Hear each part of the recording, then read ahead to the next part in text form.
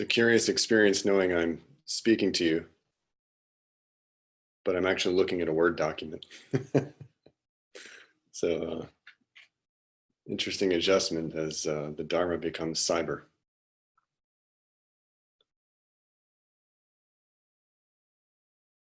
So today, my Dharma talk is entitled Empty Yet Engaged, the Middle Way Teaching and Emotional Koans. And the focus of this talk is to bring attention to the foundation of Mando Zen, which is non-dual insight.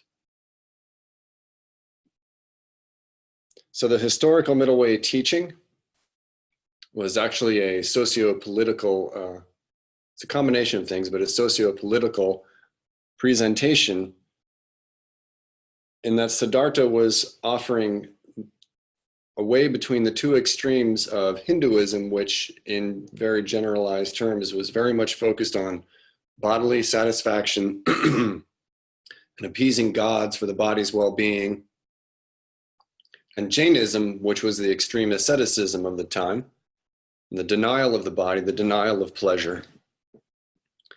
And through his journey, as we know, he found that neither exclusively work, and there's benefits to both experiencing and enjoying the body, and there's also benefit to restraining, disciplining the body. And he did that in part to make a practice that was more accessible to the masses, so you didn't have to necessarily join one or the other. Again, finding a place that's in between where two aspects of discipline and spiritual practice can be held together. And then in general, the middle way can be used to reflect upon not going to one extreme or another in any given circumstance. And to clarify, it's not necessarily this rigid straight line that's the point between two extremes. It's this fluctuating place where we're continuously exploring and refining and slipping, falling, finding center again. We're tasting this and tasting that, and where's the harmony between the two?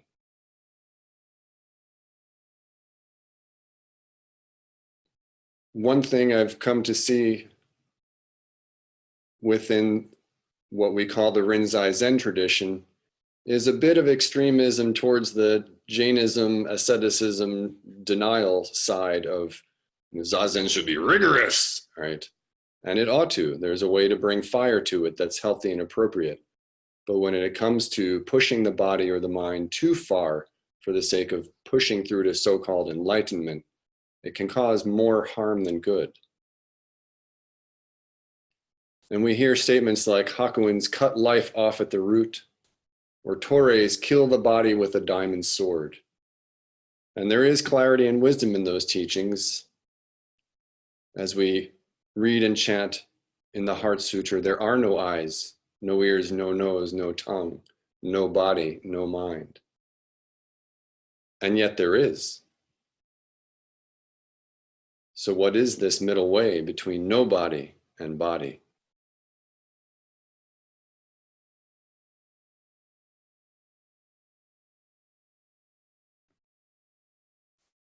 Shodo Harada Roshi, one of the last living Rinzai Zen masters from Japan who established presence in the United States, in his book, The Path to Bodhidharma, was writing about his lamentations, his regrets that practice had become too rigid and too focused on forcing oneself into insight. And he had mentioned traditionally, which I hadn't heard elsewhere, there had been a practice of every evening take time to reflect, and where did I act from ego today? And where did I act from what we call in hollow bones, clear, deep heart mind? So it's, the practice was not about a denial of ego, about a recognizing where is it showing up in my life and in what ways is it counterproductive.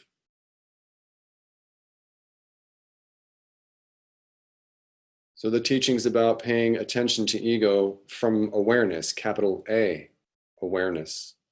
Not a denial of ego, it's bad, get rid of it, or an escape, it hurts, I need to get to some blissed out nirvana, which then just becomes a concept.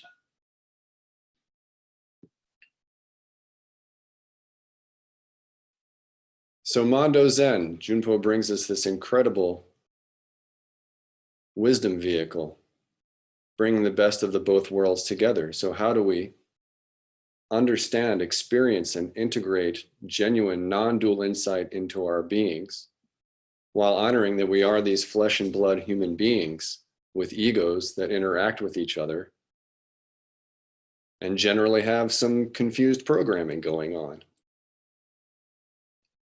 And these egos, they trigger and they struggle and they push away and they try to gather and cling to. And that's all well and good, nothing wrong with that. But how do we cultivate a state of consciousness that can train that ego to be present, have a wider view that's conscious and caring and compassionate and not exclusively self-interested? Self-interested is natural and necessary in this temporal world. But how do we make self-interest also combined with compassion, caring, serving? So part one of Mando Zen, if we were to generalize, is about experiencing insight. The first 10 koans, establishing this insight in our bodies and minds, touch where you hear the listening. Notice the difference between I don't know, not knowing, right? So these embodied experiences of insight. Who are you at this depth? What is it like here? Vast, empty. So we're looking from the self, the relative self, at or into emptiness and bringing the experience, apparently bringing the experience inward. Part two is the integration of this insight into emotional awareness, into our psyches, to help them grow, develop, broaden, release contracted states. So from that perspective, we're now looking from emptiness at the self, right? So part one is the self going, wow, emptiness. And then part two is going, oh, from emptiness, I can see this habitual pattern much more clearly than if I try to see it just from within ego structure. So this is a middle way practice. And I like to emphasize that fundamentally, the Mando Zen practice and our school, the Rinzai Zen school, is a non-dual insight practice.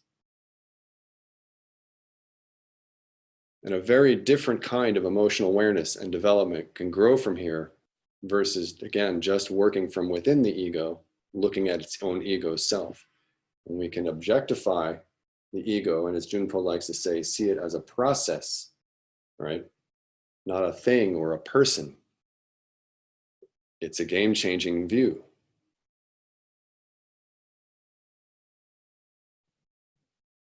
Because of course we can't change what we can't see. So the ego is inherently got a limited view. So when we can get outside that view and look back in, suddenly there's much greater possibility, or even infinite possibility.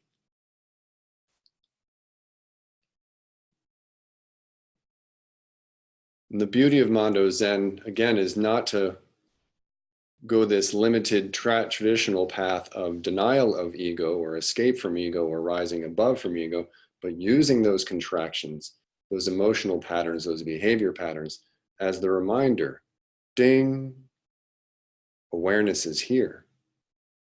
In fact, this ego is arising within awareness, not the other way around. It's very essential to keep that in mind because it's so easy to fall back into ego patterns and think I'm practicing awareness rather than being awareness, looking at ego and reorganizing it. And we hear this a lot in our language, like my emotional koan, or I triggered on that person, when those are true in the relative sense. But it is essential to keep in mind our non-dual foundation in this practice. So there is not a my emotional koan. There is not a person I am triggering on. When we say it in Atadipa, I do not rely upon concepts of self and other that appear. Wouldn't that be an interesting thing to keep in mind when caught up in a relationship struggle or a behavior pattern that's self-limiting? Like, that person isn't doing anything, that person is me. And there's just one mind that's moving and interacting within itself. How broad does my view need to be to recognize all this and hold it and work with it?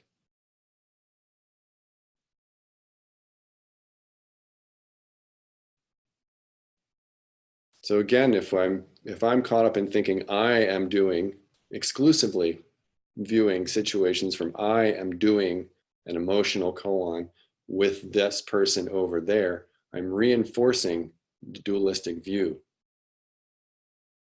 Me and that person.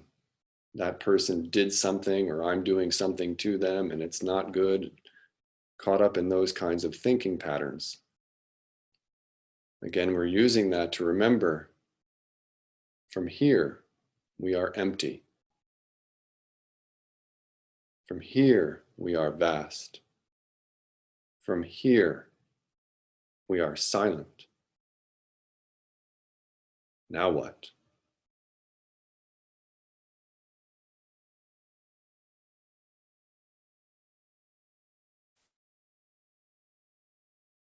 So from this view, I like to remind myself, and offering this talk is a fantastic reminder, all the preparation that went into it, that again, the concentration and the awareness is the foundation of what we're doing in this order. And witnessing what's arising. And granted, and I'm the first to admit, the contractions and the habits can be like lightning and just seize my perspectives, my behavior, and I continue to witness it in traffic. For all the years I've been using traffic as one of my emotional koan practices. When people do reckless or unconscious things and I watch, watch it, buddy, still comes up.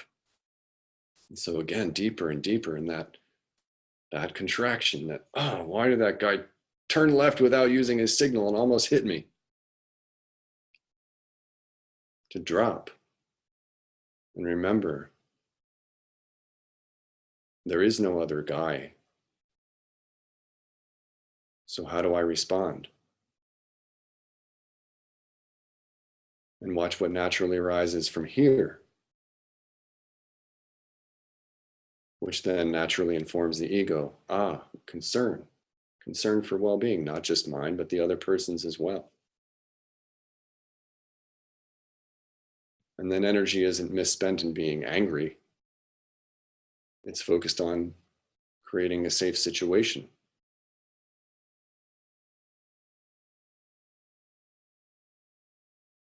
And bringing the middle way perspective into our sitting. In Rinzai Zen, Zazen is meant to be strong, rigorous. It's a wonderful phrase that says, practice as if your hair were on fire. Right? And again, don't get this confused with just a biting on a stick type practice. But the willingness to sit and be with the discomfort that arises in body and mind as we do is the training. It's the cultivation of capacity.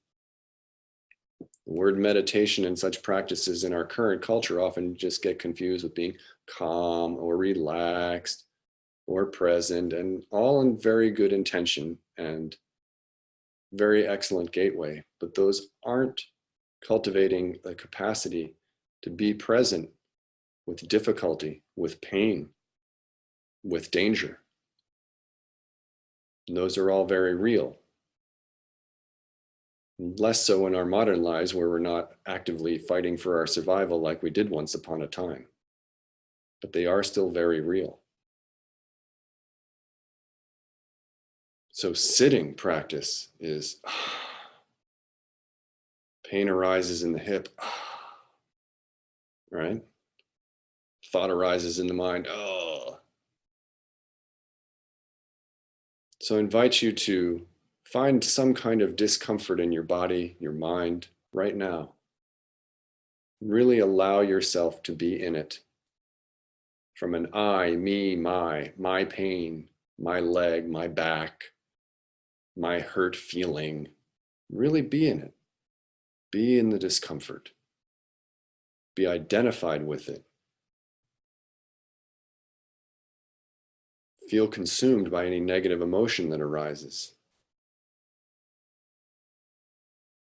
And with breath, become spacious around the physical or mental discomfort. And become more spacious. Widen it from the front, the back, the sides, above, below. Ever expanding. And how far does this space go? It doesn't end.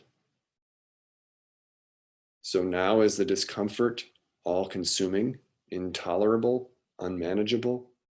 No, it's quite small.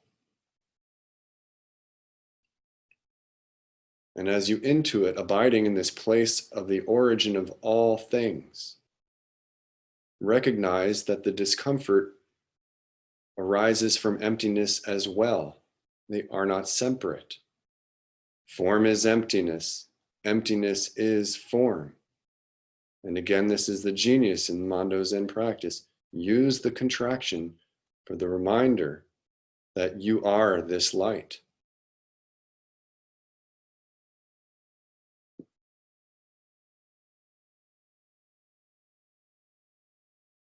So in Mondo Zen, we have a variety of practices, and I like to bring a little refinement of clarity to them to reinforce the idea that we're not just trying to get from contracted to open as kind of one sudden leap. It is possible, and if that's your path, so be it. And often our ego habits just want to keep playing, so those contractions come again and again out of habit. There's a universe of space between the reactivity, the contraction, and this clear abiding and clear deep heart mind.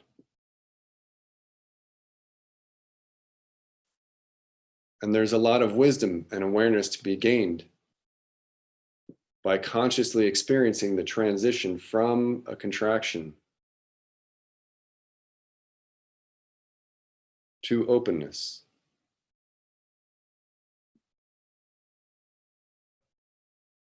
If we don't, we risk missing really high quality reconditioning of ego.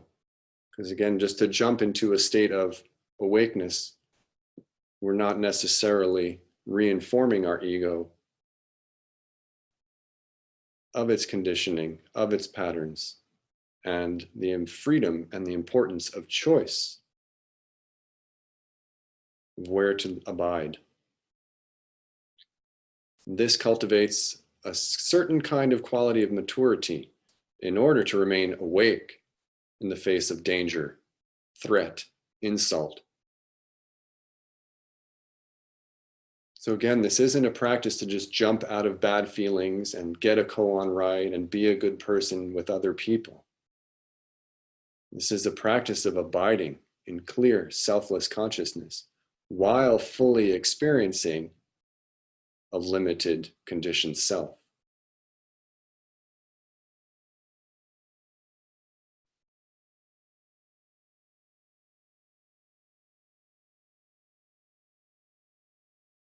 Staying with the contraction, again, it's a difference between staying with a contraction pattern that arises and staying in. So ego may want to stay in its contraction and be right when it's in an argument, or feel absolutely threatened by what's going on when actually there may be no threat at all.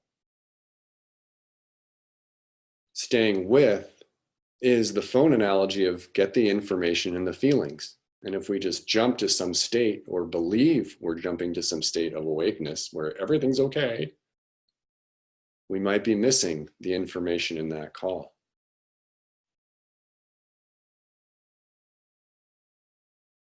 And take the time to practice it, right? So the habit may be just picking up the phone, okay, click, Stay on the phone a while. Really be with the feeling. Claim the time if you're in an interactive situation with somebody, a partner, a friend, a boss, and say, hey, I need a moment to really check in here.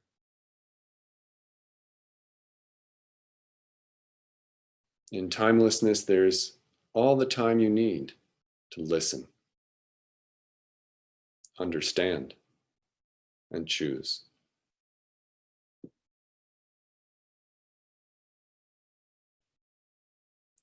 So this deeper middle way is not just to be empty or just to be an ego, but to be empty and experiencing this precious, unique, and mysterious human life simultaneously.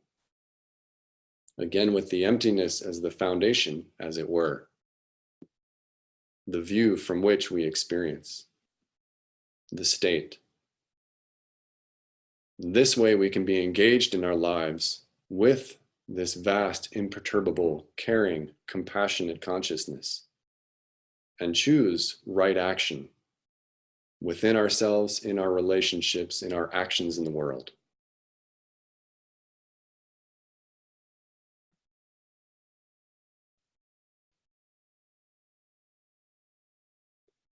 And as facilitators of the Mando Zen process, I encourage you to practice the familiarity, right? So offline, when you're not working with other practitioners in the process, take the time to really slow down, drop into the vastness, and consciously be with the physical discomfort, the emotional discomfort, the mental turbulence, and practice that exercise of creating greater and greater space until the vast, infinite awareness that you are is evident. You are abiding in it, and you can be present with this discomfort in a new way. And when facilitating people, then you can offer them this amount of space to have their own recognitions so that we don't need to be speaking so much or guiding the process so much, but energetically demonstrating the possibility of being present with the turbulence of ego, but unwavered by it.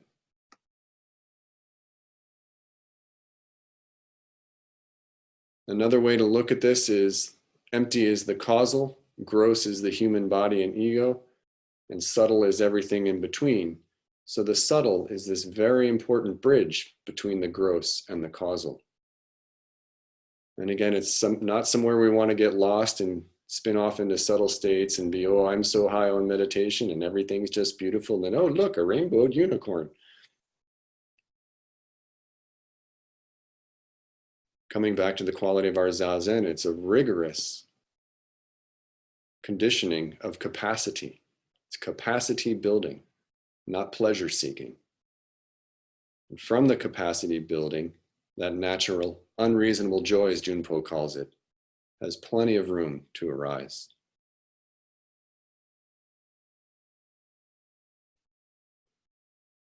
So in conclusion, I invite you to remember that Mando Zen, with the power and brilliance of its emotional koan practice, is fundamentally a non-dual insight practice. And it is this way that we bring the light that is within us forward into the world. It is definitely not an egoistic application of awareness where I am doing a koan so I can be awake. It's the other way around. Awakeness is an abiding here. I can work with my ego, its conditioning.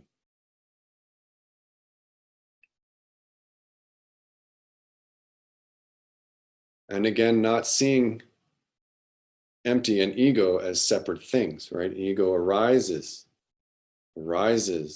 in emptiness. Again, a genius teaching from Junpo in the Mando Zen manual. Without this empty awareness, there is nowhere for ego to arise. Learning to abide in this perspective is where the real transformation and shifts begin to become. truly stabilized in our lives.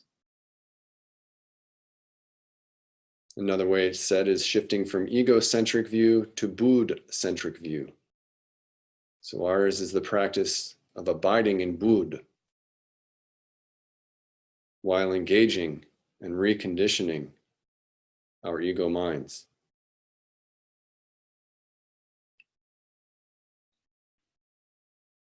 And to close, I'll vamp on Master Basui and ask, who is feeling? What happens when the imaginary wall between pleasure and pain is dissolved?